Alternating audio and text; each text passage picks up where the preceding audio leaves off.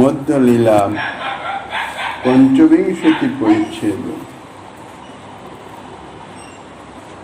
জ্ঞানং পরমগুহ্যং মেয়ি যদ্বিজ্ঞান সমন্বিতম স্বরহস্যং তদঙ্গঞ্চ গৃহানুগদিতং ময়া।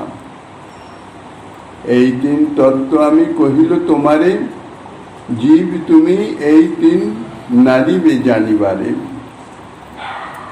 কলিযুগ পাবন অবতার পরম করুণাময় শ্রী গৌরাঙ্গ সুন্দরের পরম অন্তরঙ্গ প্রিয় পার্ষদ বর্গ পূজ্যপাদ শ্রীকৃষ্ণদাস কবিরাজ গোস্বামী মহাশয় তাহার শ্রী চৈতন্য চরিতামৃত নামক শ্রী গ্রন্থের মধ্যলীলার পঞ্চবিংশতি পরিচ্ছেদে প্রকাশানন্দ সরস্বতীর সঙ্গে ইষ্টগোষ্ঠীর মাধ্যমে সম্বন্ধ অভিধেয় প্রয়োজন সে সম্বন্ধে বর্ণনা করিতেছেন। ব্যাসদেব রচিত যে ব্রহ্মসূত্র তাহারই ভাষ্য হইতেছেন শ্রীমদ্ ভাগবত। মহাপ্রভু প্রকাশানন্দ সরস্বতীর প্রশ্নের উত্তরে তাহাই বলিতেছেন। ভাগবতের সম্বন্ধাভিধেয় প্রয়োজন চতুর্শ্লোকিতে প্রকট তার করিয়াছে লক্ষণ।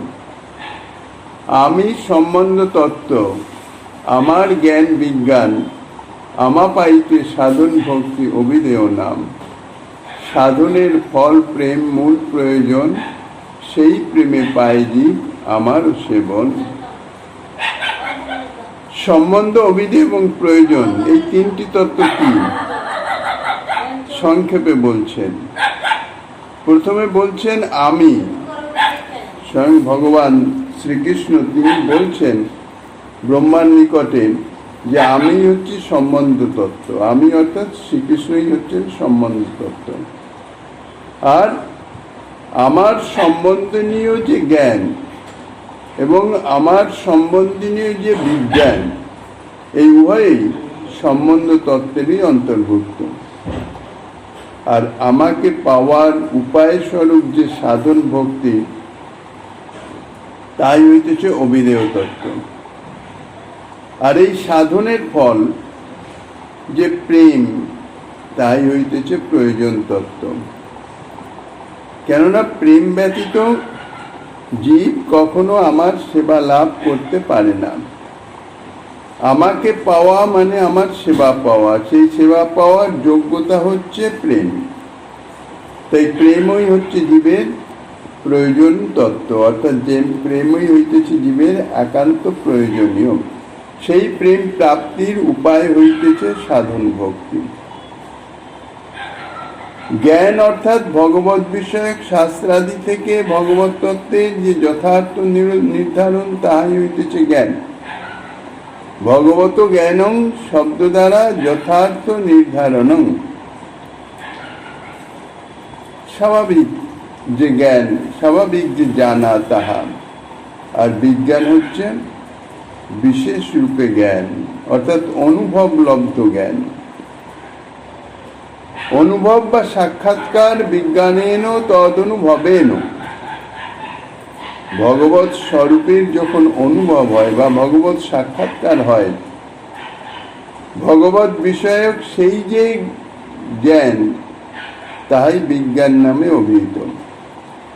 বস্তু সাক্ষাৎকারের পরে সে সম্বন্ধে একটা যথার্থ অনুভব হয়, সেই অনুভব তাই হইতেছে বিজ্ঞান।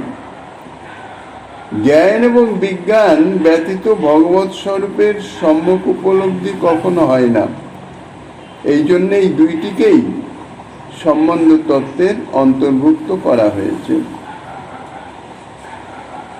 শ্রী ভগবানকে পাওয়ার উপায় স্বরূপ, অর্থাৎ যার দ্বারা শ্রী ভগবানকে লাভ করা যায়, তাহা হইতেছে সাধন ভক্তি। এই সাধন ভক্তির নাম হচ্ছে অভিধেয় তত্ত্ব। অভিধেয় অর্থাৎ জীবের একান্ত কর্তব্য কর্ম। যত যত কর্ম আছে জীবের, যাকে জীব নিজের কর্তব্য বলে মনে করেন, তার মধ্যে মুখ্য এবং প্রধান তা হইতেছে এই সাধন ভক্তি অর্থাৎ অভিধেয় তত্ত্ব।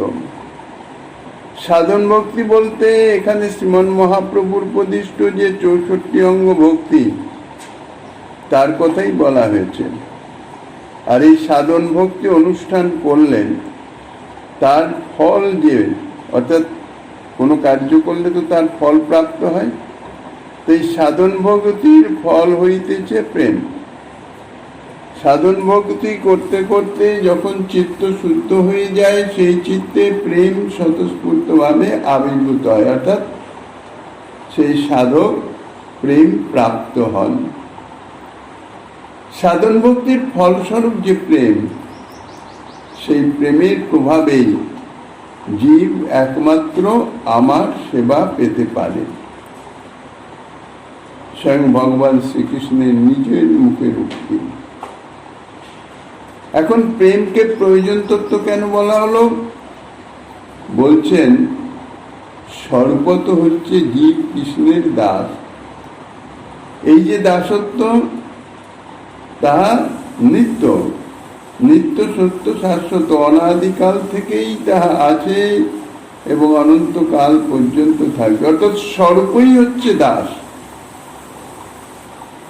আর দাসের যে কর্তব্য, একমাত্র কর্তব্য হচ্ছে প্রভুর সেবা। জীবের স্বরূপানুবন্ধী যে কর্তব্য তাহা হচ্ছে প্রভুর সেবা। শ্রীকৃষ্ণকে পাওয়ার অর্থ অর্থাৎ শ্রীকৃষ্ণের সেবা পাওয়া, তাহাই স্বরূপানুবন্ধী কর্তব্য, তাহাই স্বরূপানুবন্ধী তাহার প্রাপ্তব্য বিষয়। যদি সেবাই না পাওয়া যায় তাহলে শ্রীকৃষ্ণ প্রাপ্তির কোনো সার্থকতা নাই। বলতে গেলে শ্রীকৃষ্ণ প্রাপ্তিই হলো না, সেটাকে প্রাপ্তি বলা যায় না। রসগোল্লা যদি সে ভোজনই করতে না পারলো, রসগোল্লার স্বাদই যদি না সে নিতে পারলো, তাইলে রসগোল্লা পেয়ে তার লাভটা কি? রসগোল্লা দেখে তার কি লাভ? সাক্ষাৎকার বলতে, ভগবত সাক্ষাৎকার বলতে ভগবত সেবা প্রাপ্তি। যেমন রসগোল্লা পেলাম, দেখলাম, ব্যাস হয়ে গেল, তাতে তো সার্থকতা হলো না, যথার্থ প্রাপ্তি হলো না। যখন রসগোল্লার আস্বাদ গ্রহণ করা যাবে, অর্থাৎ জিহ্বার মাধ্যমে স্বাদ গ্রহণের এবং উদরস্থ হবে, তখনই যথার্থ রসগোল্লা প্রাপ্তি হবে। তাই শ্রীকৃষ্ণ প্রাপ্তি, শ্রীকৃষ্ণ সাক্ষাৎকারের মূল অর্থ হইতেছে শ্রীকৃষ্ণ সেবা লাভ। আর সেবা পেতে গেলে তার যোগ্যতা থাকা চাই। অযোগ্য ব্যক্তি তো সেবা পাবে না। তাই সেবার অধিকার যদি প্রাপ্ত না হওয়া যায়, সেবার উপকরণ যদি না পাওয়া যায়, তাহলে তো সে সেবা করতে পারবে না। তাহলে সেব্যকে পেয়ে তার লাভ কি হবে? কৃষ্ণ পাওয়ার কোনো সার্থকতাই নাই। এই জন্যেই শ্রীল ঠাকুর মহাশয় বলেছেন, হেননিতেই বিনে ভাই রাধা কৃষ্ণ পেতে নাই। কেননা শ্রী নিতাই চাঁদের কৃপাতেই সেবার অধিকার, সেবার যোগ্যতা তাহা প্রাপ্ত হওয়া যায়। তার কারণ হচ্ছে শ্রী নিতাই চাঁদ হচ্ছেন মূল ভক্ত তত্ত্ব। ভক্ত কৃপা ব্যতীত তো ভক্তি লাভ হয় না। তাই যদি নিতাইয়ের কৃপা না প্রাপ্ত হওয়া গেল, ভক্তি লাভ না হলো, তাইলে রাধাকৃষ্ণ পেয়েতে কোনো লাভ নাই, রাধাকৃষ্ণের সাক্ষাৎকার করেও কোনো লাভ নাই। সেই জন্য বলছেন রাধাকৃষ্ণ পেতে নাই। সেবার অধিকার, সেবার যোগ্যতা ছাড়া সেব্যকে পেয়ে কোনো লাভ নাই। তাহা পাওয়া আর না পাওয়া সমার্থক। শ্রী নিতাই চাঁদের কৃপাতেই সেবার উপকরণ পাওয়া যায়। উপকরণ অর্থাৎ আমি যে সেব্যের সেবা করব, সেবা করার কিছু তো উপকরণ চাই। আসন ভূষণ সজ্জা চামর ইত্যাদি সেবা উপকরণ বলা হয়। এই সমস্ত উপকরণই হইতেছে সাক্ষাৎ শ্রী নিত্যানন্দ, মূল সংকর্ষণ তত্ত্ব। তিনি শ্রীকৃষ্ণের সমস্ত সেবা উপকরণ রূপে সদা সর্বদাই বিদ্যমান আছেন। অর্থাৎ সমস্ত উপকরণ যখনই শ্রীকৃষ্ণের সেবার উদ্দেশ্যে তাহা প্রয়োগ করা হয়, নিয়োজিত করা হয়, তখনই সেই উপকরণে শ্রী নিতাই তত্ত্ব তাহা আবির্ভূত হয়। আবির্ভূত হয়ে সেই উপকরণ তাহার যে প্রাকৃতত্ব তাহা দূরীভূত হয়ে গিয়ে অপ্রাকৃত হয়ে যায় এবং শ্রীকৃষ্ণের সেবার যোগ্যতা লাভ করে। তাদৃশ উপকরণ ব্যতীত যথার্থ সেবা হয় না। কোনো প্রাকৃত বস্তু দিয়ে তো ভগবত সেবা হয় না, অপ্রাকৃত তত্ত্ব ভগবত সেবা হয় না। সেই প্রাকৃত বস্তু নিতাই চাঁদের আবির্ভাব হলে তখন তাহা অপ্রাকৃত হয়ে যায়, ভগবত সেবার যোগ্য হয়। সুতরাং শ্রী নিতাই চাঁদের যদি কৃপা না পাওয়া যায়, তাহলে সেই যে উপকরণ, সেবা উপকরণ যাহা আমি সেবায় নিয়োগ করিতেছি, তাহা যথার্থ সেবার উপকরণের যোগ্যতা হয় না, সেবার যোগ্য থাকে না। তাহা দ্বারা সেবাই হয় না, সেবা গৃহীতও হয় না। সুতরাং শ্রী নিতাইকে না পেলে সেবার অধিকার, সেবার যোগ্যতা, সেবার উপকরণ কোনো কিছুই পাওয়া যায় না। এখন সেবার সম্বন্ধনীয় কোনো কিছুই যদি না থাকে, তাহলে শ্রী রাধাকৃষ্ণ অর্থাৎ যুগল কিশোরকে পেয়ে আমার কি হবে, লাভ কি হবে? সেবা পাওয়াটাই তো মূল পাওয়া, যথার্থ পাওয়া বা পাওয়ার সার্থকতা।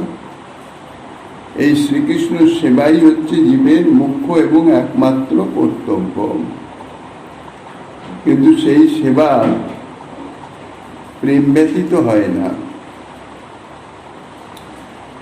নানোপচারকৃত পূজনমার্থ বন্ধ প্রেম নৈব ভক্ত হৃদয়ং সুখ বিদ্রুতং স্যাৎ। নানাবিধ যে উপচার, বলতে গেলে জড়জাগতিক যাহা কিছু সমস্তই তো প্রাকৃত। আর শ্রীকৃষ্ণ সেবা সাধক জীব, সে শ্রীকৃষ্ণ সেবা কি করে পাবে? শ্রীকৃষ্ণের সেবা পাওয়ার তো তার কোনো অধিকারই নাই, কোনো যোগ্যতা নাই। শ্রীকৃষ্ণকে কোথায় পাবেন? এই জন্যেই শ্রীকৃষ্ণ তিনি বিগ্রহ রূপে আবির্ভূত হয়েছেন, যার জন্য বলা হয় অর্চা অবতার। শ্রী বিগ্রহ সেবা আমাদের গোস্বামীগণ, আচার্যগণ সকলেই নিষ্কিঞ্চন বিরক্ত বৈষ্ণব হলেও প্রত্যেকেই কিন্তু শ্রী বিগ্রহ সেবা তারা প্রতিষ্ঠা করেছেন। কেননা বিগ্রহ সেবা সাধন ভক্তির একটি বিশেষ অঙ্গ। শরণাঙ্গ ভক্তি অঙ্গের শরণাঙ্গের স্মরণে মানসিকভাবে সেবা করা, তারও বিশেষ প্রয়োজনীয়তা আছে এবং গুরুত্ব আছে, সেটা ঠিক। কিন্তু এই মানসিক সেবায় স্থিত হতে গেলে বাহ্যিক সেবায় অতি সত্বর তার ফল লাভ হয়। এখন এই যে বাহ্যিক সেবা অর্থাৎ শ্রী বিগ্রহ সেবা, এই জন্য শ্রীমদ্ ভাগবতে 8 রকমের বিগ্রহের কথা বলা হয়েছে। এমন নয় যে বড় বিগ্রহ বসাতে হবে, প্রতিষ্ঠা করতে হবে, ষোড়শ বছরে নিত্য পূজা করতে হবে ইত্যাদি, তার কথা নয়। একটি চিত্রপট বিগ্রহ স্বরূপ। কাজেই সেই যে কোনো বিগ্রহ, সে বিগ্রহ সেবা, সেবার নানা উপকরণ যা কিছু সংগ্রহ করা যায় যার যার সামর্থ্য অনুযায়ী, নানা উপচার ও কৃত পূজন, সেই যে উপচার সেগুলি সবই তো প্রাকৃত। জীবের যে অর্থাৎ সাধক জীব প্রাথমিক অবস্থায় তার মন বুদ্ধি চিত্ত তাহাও তো প্রাকৃত। এখন এই প্রাকৃত মন বুদ্ধি চিত্তের সহিত প্রাকৃত বস্তু যদি অপ্রাকৃত ভগবত তত্ত্বে নিবেদন করা হয়, তাহা যথার্থ তো গৃহীত হয় না। সেই জন্যে দরকার হচ্ছে অন্তরের প্রীতি বা প্রেম। এই প্রীতি হচ্ছে অপ্রাকৃত, প্রেম হচ্ছে অপ্রাকৃত বস্তু। সেই অপ্রাকৃত প্রেমের সংস্পর্শে আসলেন সেই প্রাকৃত বস্তু অপ্রাকৃত হয়ে যায় এবং ভগবত সেবার যোগ্য হয়। তা নইলে বাহ্যিক দৃষ্টিতে দেখতে একই রকম, কিন্তু অন্তরের প্রীতি সহিত যদি কিছু অর্পিত করা হয়, অর্পণ করা হয়, সেই প্রীতি অপ্রাকৃত প্রীতির সংস্পর্শে তা অপ্রাকৃত হয়ে যায়। যেমন একটি বিদ্যুৎবাহী তার বাহ্যিক দৃষ্টিতে দেখলে বোঝা যাবে না যে তার মধ্যে বিদ্যুৎ প্রবাহ আছে কি নাই। যদি বিদ্যুৎ প্রবাহ না থাকে সে তারটি শুধু প্রাকৃত জড়, তার মধ্যে কোনো শক্তি নাই, কোনো ক্রিয়াই নাই, শক্তির ক্রিয়া নাই। কিন্তু যদি সেই তারের মধ্যে বিদ্যুৎ প্রবাহিত থাকে তাহলে সেটি বলতে গেলে শক্তি সম্বলিত। সেই তারের সংযোগে যা প্রয়োজন, অর্থাৎ আলো জ্বালানো, পাখা চালানো ইত্যাদি সমস্ত কিছু সম্ভব হয়। অর্থাৎ কার্যটি সেটি সার্থকতা হয়, অর্থাৎ কার্যে পরিণত হয়, বাহ্যিক দৃষ্টিতে দেখা যায় না। তাহলে যেমন বিদ্যুতের সংস্পর্শে সেই বিদ্যুৎবাহী তার তাহার যথার্থ কার্যক্ষম হয়, সেই রকম যত উপাচার যা কিছু আমরা ভগবৎ চরণে নিবেদন করি সেবার জন্যে, তার সঙ্গে অন্তরের প্রীতির সংযোগ থাকলেই তাহার যথার্থ সেবার যোগ্যতা লাভ করে।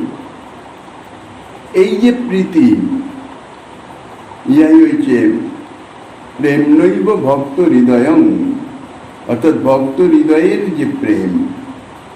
তাই সেবা প্রাপ্তির নিমিত্ত জীবের একমাত্র প্রয়োজনীয় বস্তু হচ্ছে প্রেম। এই জন্যই প্রেমকে বলা হয়েছে প্রয়োজন তত্ত্ব, অর্থাৎ প্রয়োজন। জীবের একমাত্র প্রয়োজন কি? বাহ্যিক দৃষ্টিতে জীবের অনেক কিছু প্রয়োজন, এটা চাই, ওটা চাই, সেটা চাই, কিন্তু সেগুলি সব আপেক্ষিক, সেগুলি সব সাময়িক। স্বরূপানুভব হিসাবে, অর্থাৎ স্বরূপানুবন্ধী হিসাবে জীবের একমাত্র প্রয়োজন হচ্ছে প্রেম।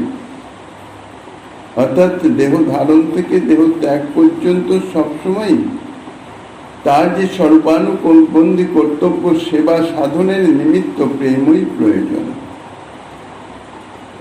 বিশেষত সমস্ত শাস্ত্রের মর্ম অনুসারে শ্রীকৃষ্ণই হচ্ছেন সম্বন্ধ তত্ত্ব, অর্থাৎ জীবের সম্বন্ধ একমাত্র শ্রীকৃষ্ণের সঙ্গে, এছাড়া আর কোনো কিছুর সঙ্গে সম্বন্ধ নাই, যথার্থ সম্বন্ধ নাই।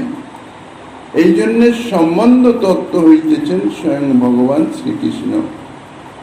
আর সেই শ্রীকৃষ্ণই সর্বব্যাপক তত্ত্ব, সর্বগ অনন্ত স্বরূপ।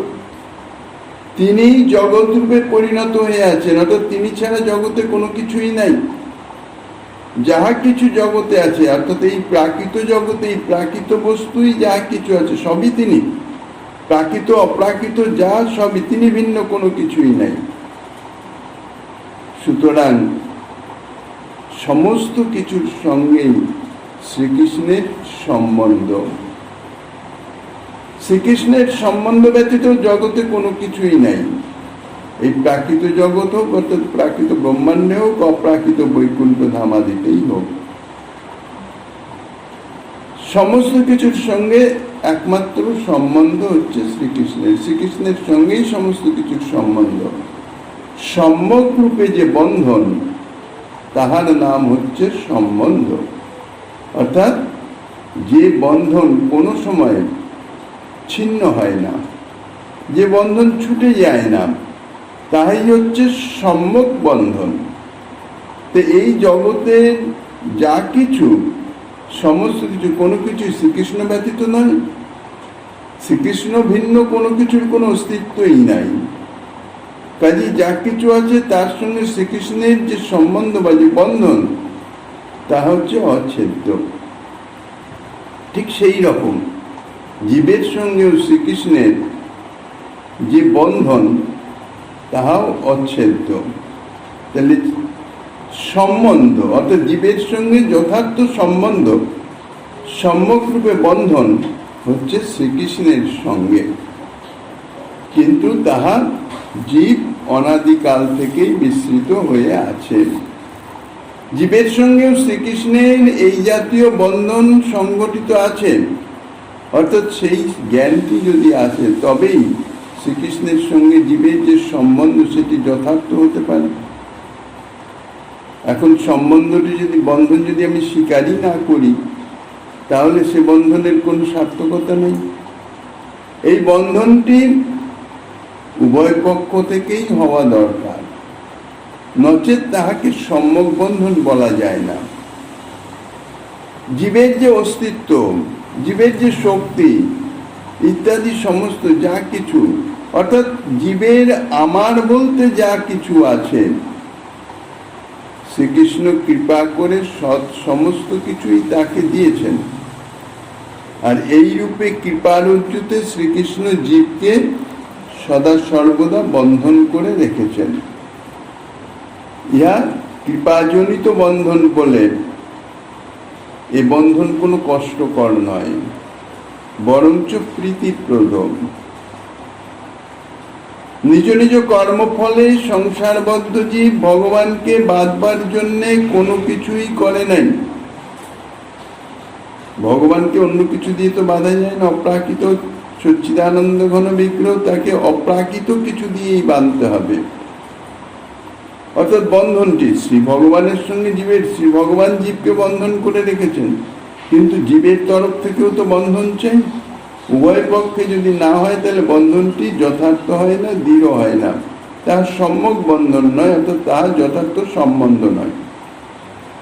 এই জগতেও যে কিছু যত সম্বন্ধ, আমরা যত প্রাকৃত সম্বন্ধই হোক, সমস্ত কিছু হচ্ছে পারস্পরিক, উভয়ের থেকে। একতরফা কখনো কোনো সম্বন্ধ হয় না, কোনো সম্বন্ধ থাকেও না। এই যে ভগবানকে বাঁধবার, বন্ধন করবার একমাত্র উপায় হচ্ছে প্রেম। প্রেম ব্যতীত শ্রী ভগবানকে অন্য কোনো কিছু দিয়ে বাঁধা যায় না। শ্রীকৃষ্ণ কেবল প্রেমেরই বশীভূত, অন্য কিছুতেই সেই স্বতন্ত্র তত্ত্ব অপ্রাকৃত সচ্চিদানন্দ ঘন বিগ্রহ তানাকে বন্ধন করা যায় না। সুতরাং শ্রীকৃষ্ণের সঙ্গে যদি সম্বন্ধ স্থাপন করতে হয়, মূল সম্বন্ধ তত্ত্ব শ্রীকৃষ্ণ, শ্রীকৃষ্ণের তরফ থেকে আমাদের সঙ্গে বাঁধা আছে। কেননা সমস্ত জীবই হচ্ছে শ্রীকৃষ্ণের জীব শক্তির অংশ, শ্রীকৃষ্ণেরই অংশ, তো শ্রীকৃষ্ণের দিক থেকে বন্ধন রয়েছে। কিন্তু জীবের দিক থেকেও তো বন্ধন চাই, তবেই তো সেই বন্ধনটি সম্যক বন্ধন হবে, অর্থাৎ যথার্থ সম্বন্ধ হবে। তাহলে শ্রীকৃষ্ণের সঙ্গে সেই সম্বন্ধ স্থাপন করতে হলে জীবের পক্ষে, জীবের তরফে একমাত্র প্রেমই প্রয়োজন। এই প্রেম দ্বারাই শ্রীকৃষ্ণকে বন্ধন করা যাবে, অর্থাৎ শ্রীকৃষ্ণের সঙ্গে যে বন্ধন তাহা স্থাপিত এবং রক্ষিত হবে। এই জন্যই প্রেমকে বলা হয়েছে প্রয়োজন তত্ত্ব। তা এই তিন তত্ত্ব আমি কহিল তোমারে, জীব তুমি এই তিন নারীবে জানিবারে। শ্রীমন মহাপ্রভু প্রকাশানন্দ সরস্বতীকে বলছেন, এই ভগবান নারায়ণ ব্রহ্মাকে তো প্রথম বলেছিলেন চতুশ্লোকী ভাগবত, তার মাধ্যমে ব্রহ্মাকে এই তিন তত্ত্বের কথা বলছেন চতুশ্লোকীর মাধ্যম দিয়ে। কিন্তু বললেই তো তাহা অনুভব করা যায় না। শ্রী ভগবান বলছেন যে তোমাকে আমি এই জ্ঞানং বুদ্ধতম ইত্যাদি এই যে 4টি শ্লোকের মাধ্যমে তোমাকে যে বললাম এই তিন তত্ত্বই বলেছি, কিন্তু তুমি তো জীব, সুতরাং এই 3টি তত্ত্ব তুমি বুঝতে পারবে না। কেন বুঝতে পারবে না? জীবের জ্ঞান বুদ্ধি সীমিত। আর এই যে তত্ত্ব, ইহা হইতেছে শুধু গুহ্য নয়, পরমগুহ্য, অত্যন্ত নিগুড়, গোপনীয়, দুরূহ ব্যাপার। কেননা এই 3টি তত্ত্ব বুঝবার নিমিত্ত যে জ্ঞানের দরকার, জীবের সেই জ্ঞান স্বতঃসিদ্ধ নাই, স্বাভাবিক নাই। তাই স্বয়ং শ্রী ভগবানের মুখে শুনলেও জীব তাহা উপলব্ধি করতে পারে না। শাস্ত্র তো স্বয়ং ভগবানই শাস্ত্ররূপে প্রকাশিত হয়ে আছেন। সেই শাস্ত্রবাণী শাস্ত্রজ্ঞ পণ্ডিতের মুখে শুনলেও যতই তার ব্যাখ্যা শোনা যাক না কেন, জীব তাহা অনুভব করতে পারবে না। জানতে পারবে, একটা আছে যেমন মুখস্থ বিদ্যা, মুখস্থ বলে গেলাম পরপর পরপর সমস্ত কিছু, কিন্তু সেটা যথার্থ জানা নয়। অনুভব তো থাকা চাই। অনুভব যদি না আসে তাইলে তো জানা গেল না। এই তিনটি তত্ত্বের সম্বন্ধে স্বাভাবিকভাবে বলে দেওয়া যাবে, যেমন শ্রীকৃষ্ণই একমাত্র সম্বন্ধ তত্ত্ব।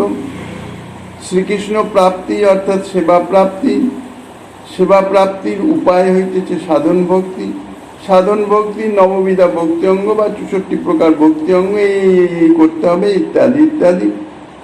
আর এই সমস্ত মাধ্যমে সেবা প্রাপ্তির জন্য অর্থাৎ সাধন ভক্তি আচরণ করলে যেটি প্রয়োজন সেই প্রেম জীব প্রাপ্ত হবে। শাস্ত্রের বাণী শ্রবণ করলাম, সমস্ত কিছুই বলেও দিলাম সব, কিন্তু এটাতে জীবের এই সম্বন্ধ বিদেয় প্রেম সম্বন্ধে কোন রকম অনুভূতি নাই, অনুভূতি আসে নাই। কাজেই শুনলেই যে জীব তাহা উপলব্ধি করতে পারবে তাহা নয়। তাহলে উপলব্ধি হবে কিসে? উপলব্ধি করার একমাত্র উপায় হইতেছে ভগবত কৃপা।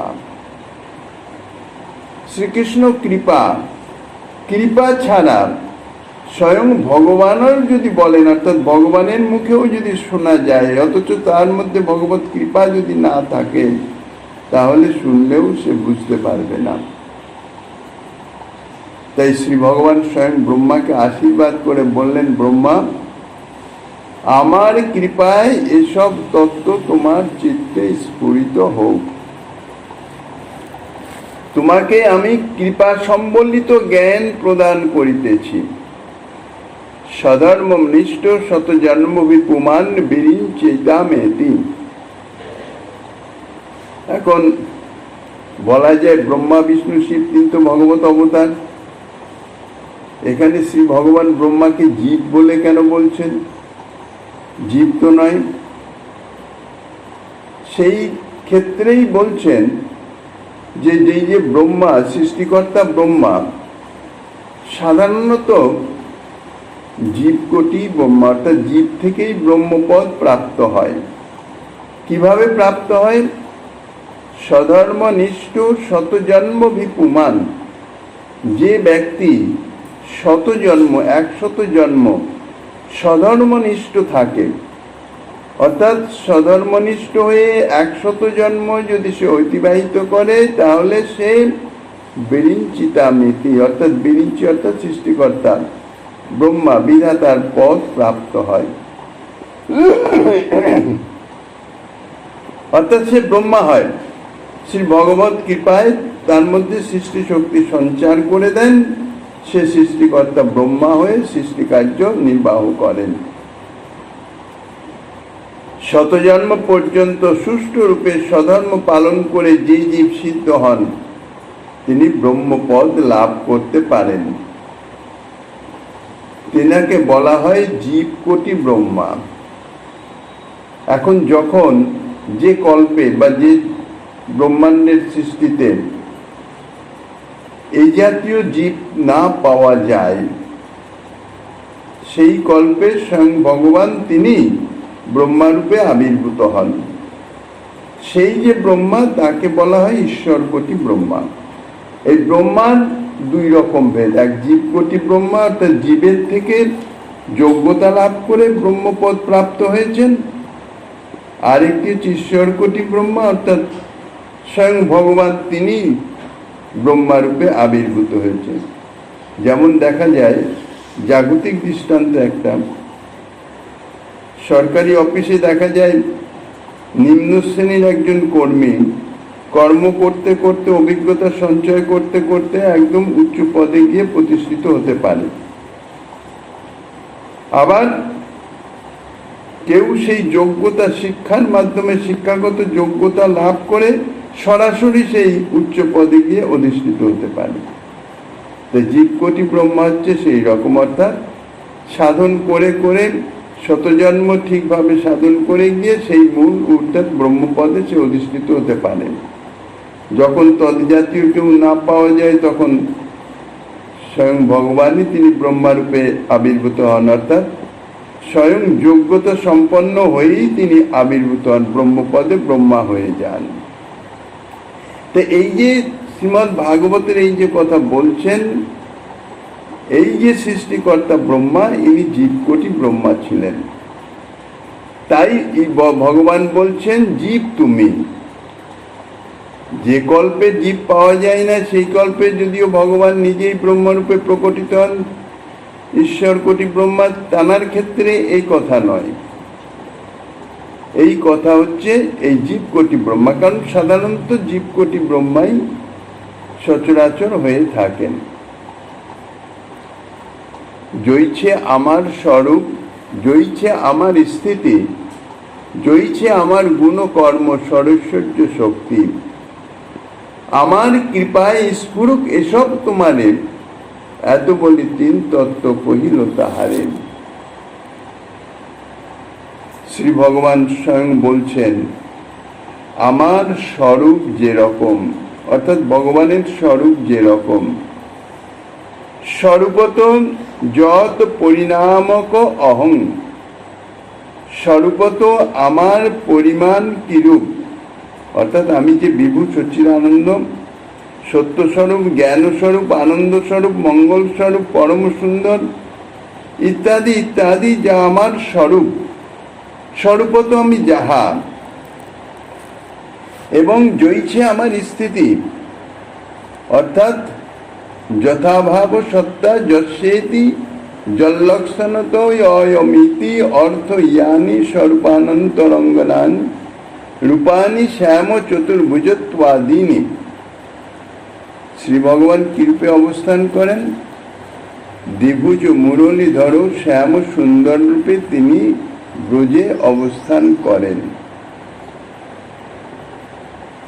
যে স্থলে তিনি স্বয়ং ভগবান রূপে, সেখানে মাধুর্যই সর্বোৎকর্ষে বিরাজিত হয়। কেননা মাধুর্যই যে ভগবত্তার সার, ভগবানের ভগবত্তার সারই হইতেছে মাধুর্য।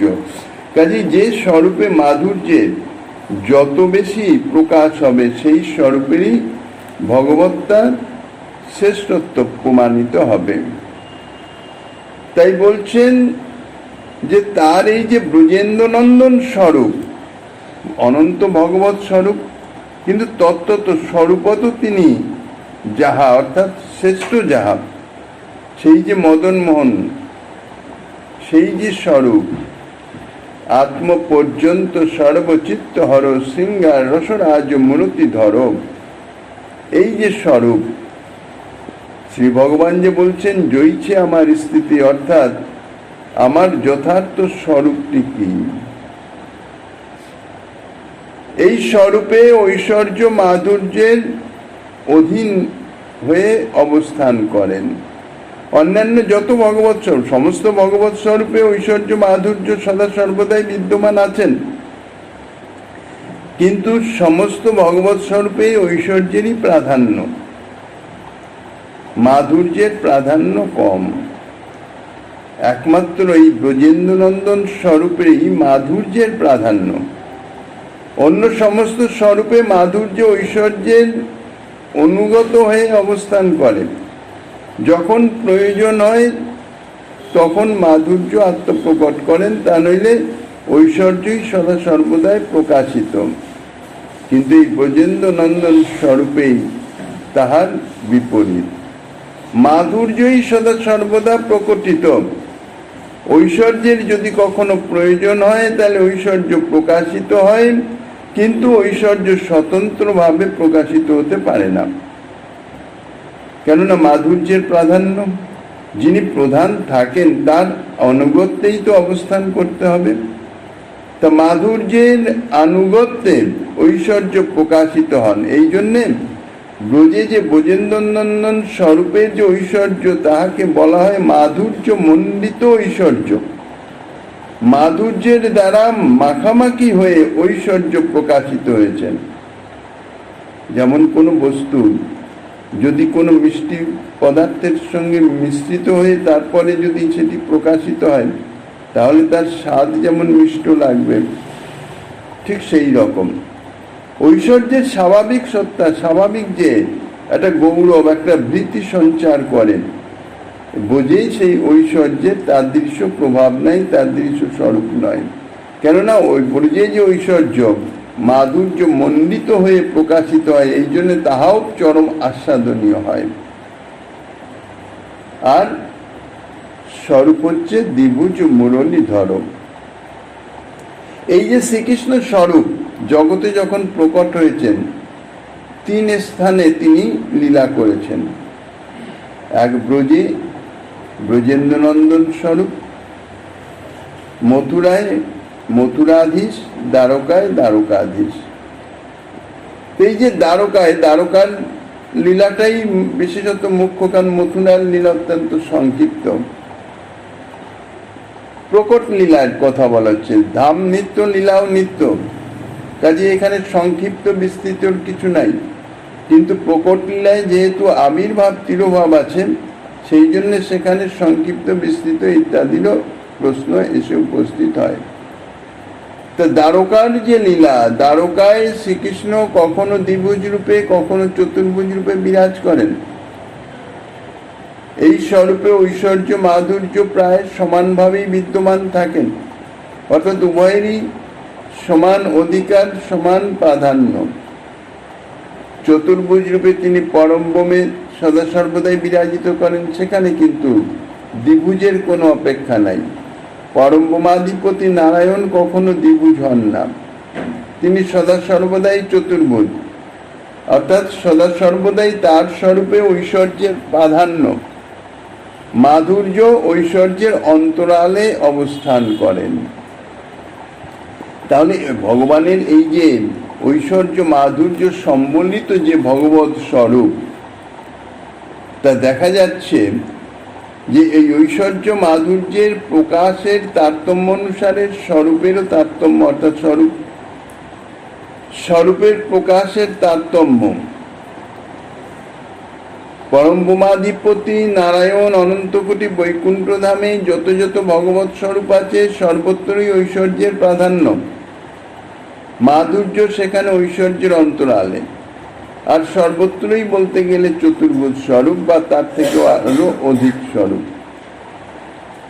দ্বারকা হচ্ছে ইয়ার মধ্যবর্তী, যেখানে দ্বিভুজ অর্থাৎ ব্রজলীলার ব্রজধামে ব্রজেন্দ্রনন্দন শ্রীকৃষ্ণের স্বরূপ দ্বিভুজ, দ্বারকায় কখনো দ্বিভুজও আছেন, আবার পরমব্রহ্মাধিপতি অর্থাৎ তার পরবর্তী যে নারায়ণ স্বরূপ ভগবৎ স্বরূপ সেই চতুর্ভুজ স্বরূপও আছেন।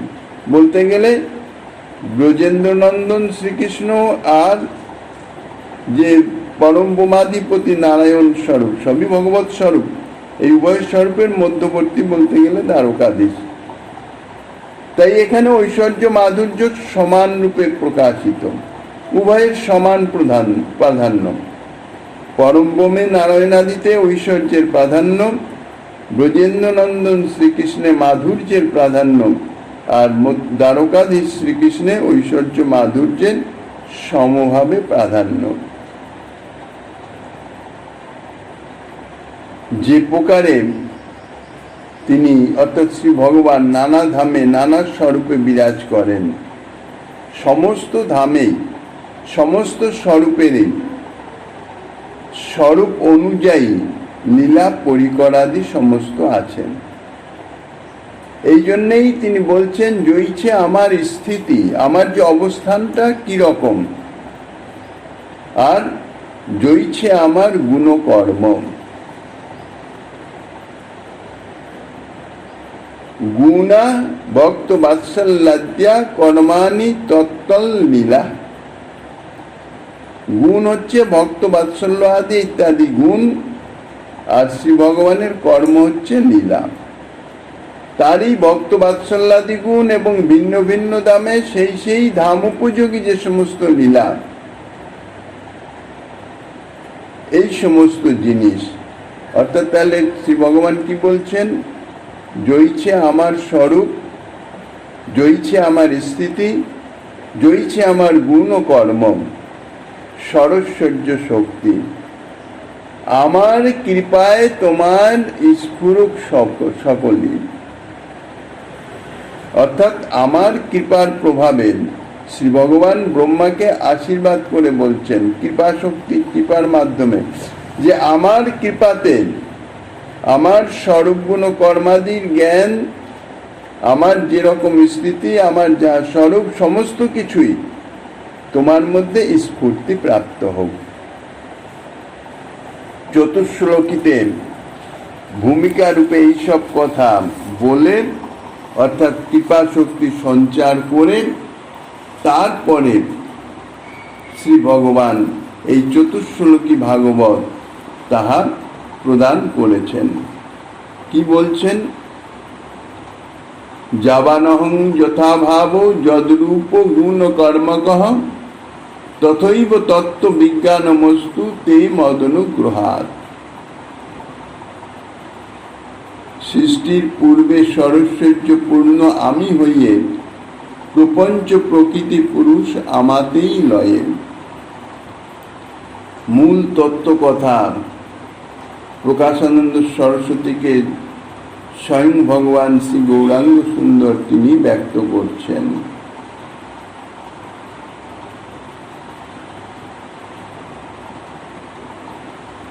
প্রাকৃত প্রপঞ্চ সৃষ্টি হওয়ার পূর্বেও, অর্থাৎ এই স্থূল জগৎ ব্রহ্মাণ্ড সমস্ত কিছু, তা সৃষ্টি হওয়ার পূর্বেও আমি ছিলাম। সৃষ্টির পূর্বে সরস্বর্য পূর্ণ আমি হইয়ে, তখন এই স্থূল জগৎ কি সূক্ষ্ম জগৎ, অর্থাৎ ক্ষিতিয়ব তেজমরুদ বোম ইত্যাদির সূক্ষ্ম অবস্থা, কিংবা এই স্থূল এবং সূক্ষ্মের কারণভূত যে প্রকৃতি বরং, এ সমস্ত কিছুই ছিল না।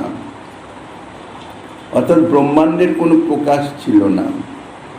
ব্রহ্মাণ্ডের সমস্ত কিছুই ক্ষিতিয়ব তেজ বরুদ বোম পরপর তাদের তন্মাত্রে গিয়ে মিশে মিশে গিয়ে সর্বশেষ হচ্ছে প্রকৃতি। এই প্রকৃতি তখন অন্তর্মুখতা বশত আমাতেই লীন ছিল। স্থূল সূক্ষ্ম জগৎ প্রপঞ্চ সমস্ত কিছু প্রকৃতির সঙ্গে তা লীন প্রাপ্ত হয়ে আমাতেই লীন ছিল। ভগবানেকো আশেদমগ্র আত্মাত্মনাং বিভু। ব্রহ্ম রুদ্রাদি কেউই তখন ছিলেন না, কেন ব্রহ্মাণ্ডই না থাকলে তাহলে ব্রহ্মার অত সৃষ্টিকর্তা বা সংহারকর্তা কারোই অপেক্ষা নেই। বাসুদেব বা ইদমগ্র আসীন্ন ব্রহ্মা ন চ শঙ্করম एको নারায়ণ আসীন্ন ব্রহ্মা নিশান। মহাপনিষদে বলছেন যে একমাত্র বাসুদেব ছিলেন, তাই বলছেন সৃষ্টির পূর্বে সরস্বর্যপূর্ণ আমি হইয়ে। সৃষ্টির পূর্বে অর্থাৎ এই ব্রহ্মাণ্ড সৃষ্টির পূর্বে একমাত্র আমিই ছিলাম। সৃষ্টির পূর্বে ভগবান কিরূপ অবস্থায় ছিলেন?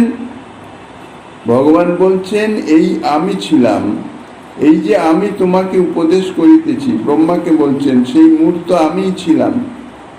অর্থাৎ সৃষ্টির পূর্বেও যে তিনি সাকার সবিশেষ রূপে ছিলেন তা স্পষ্ট বোঝা যায়। নিরাকার নির্বিশেষ রূপে কথা বলতে বা তত্ত্বোপদেশ দিতে পারেন না। যদ্রূপ গুণ কর্মক শব্দে রূপ গুণ লীলাদির কথাই বলেছেন। নির্বিশেষ স্বরূপের কোনো রূপ গুণ লীলা থাকতে পারে না। তবে যে কোনো কোনো শাস্ত্রে শোনা যায় যে সৃষ্টির পূর্বে শুধু নির্বিশেষ ব্রহ্মই ছিলেন, ইয়া কেবল প্রপঞ্চ জগৎকে লক্ষ্য করে বলা হয়েছে। জগৎ প্রপঞ্চ, এই যে সৃষ্টি হয়েছে এই জগৎ প্রপঞ্চ, এও তো ব্রহ্মই, অর্থাৎ শ্রী ভগবানই তো জগৎ রূপে প্রকাশিত হয়েছেন। শ্রী ভগবানই অর্থাৎ এই প্রাকৃত জগৎ রূপে এবং প্রাকৃত জগতের যত জীব নিশ্চয় রূপে সমস্ত কিছু শ্রী ভগবানই প্রকাশিত হয়েছেন, তিনিই জগৎ রূপে পরিণত হয়েছেন।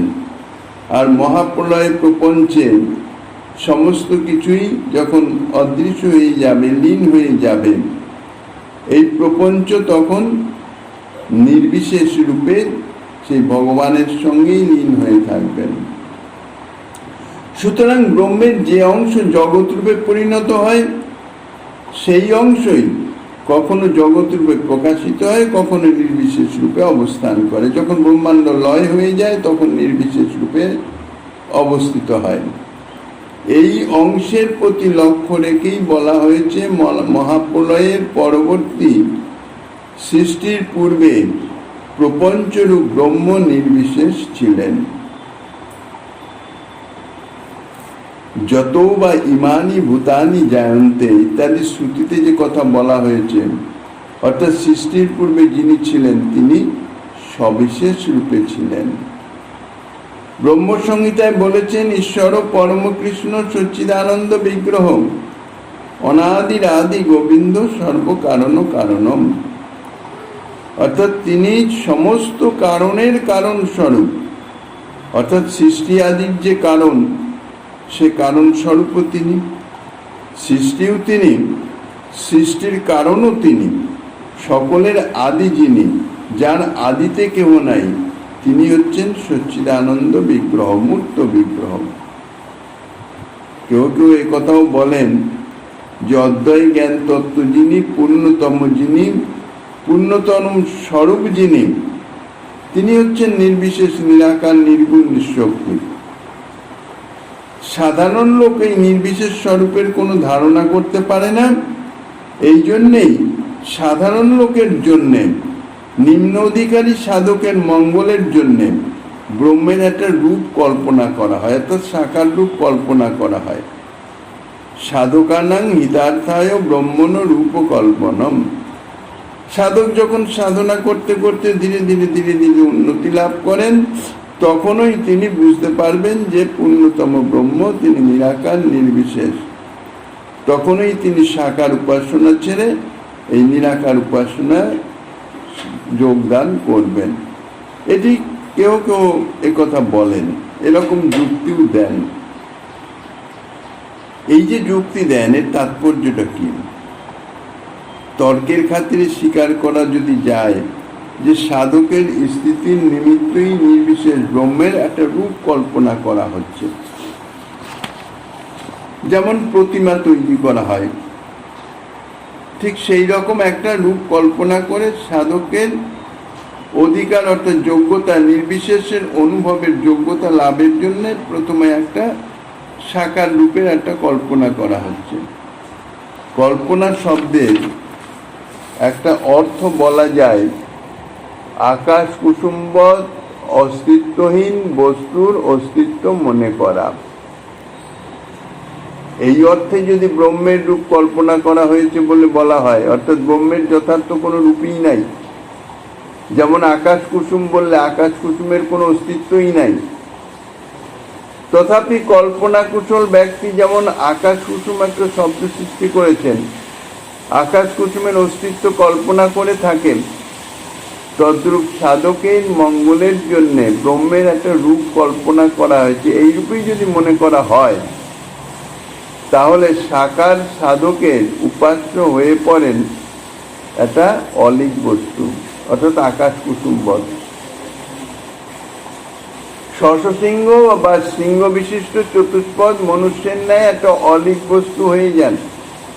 কেননা যার কোনো অস্তিত্বই নাই, তার উপাসনা কি করে হবে?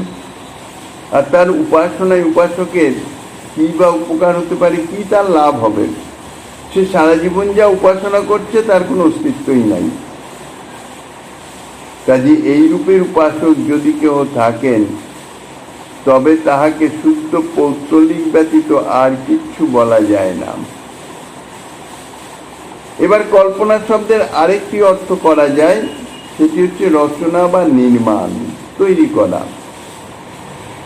এই অর্থ হলে নির্বিশেষ ব্রহ্মের রূপ বা আকৃতি কথিতা রূপের, সেই যে আকৃতি বা রূপ যে রচনা করছেন, সে রচনার কর্তাটি কি? নিশ্চয়ই নির্বিশেষ ব্রহ্ম তিনি নহেন, কেননা তাহার ভক্তবাৎসল্যাদি গুণ থাকতে পারে না। তিনি নির্বিশেষ, নির্গুণ, নিরাকার, নিঃশক্তি। সুতরাং সাধকের দুঃখে করুণাবশত, সাধকের মঙ্গলের জন্য, সাধকের সাধনার সুবিধার জন্যে যে একটা রূপ কল্পনা করা হচ্ছে, নিরাকার স্বরূপকে সাকার বিগ্রহ রূপে যে প্রকটিত করার চেষ্টা করা হচ্ছে, সেটি নিশ্চয়ই নির্বিশেষ ব্রহ্ম নিজে করছেন না।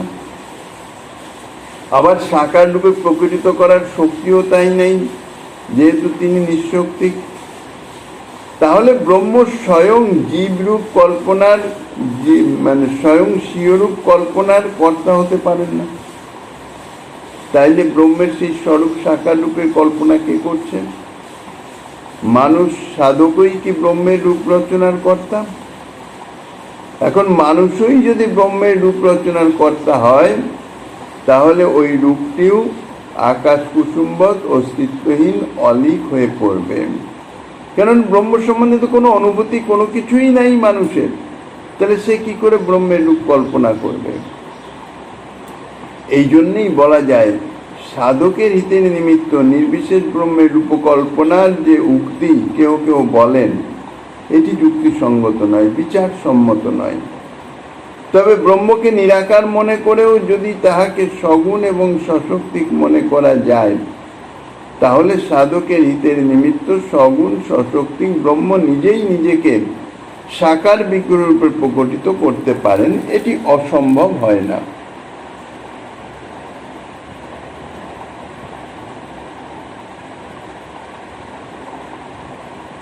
এই যে নিরাকার অথচ সগুণ সশক্তিক ব্রহ্ম